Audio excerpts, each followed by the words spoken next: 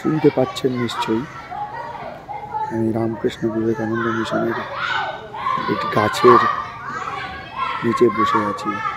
বাচ্চাদের খেলার আওয়াজ, কলতান শুনতে পাচ্ছেন। সাধারণ সুন্দর পরিবেশ। এই যে গাছ, এর নিচ, সামনে একটি বাগান।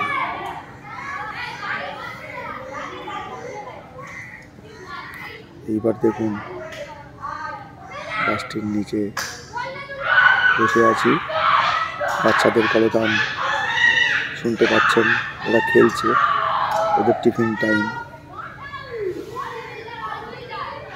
জাস্ট শেষ হতে যাবে।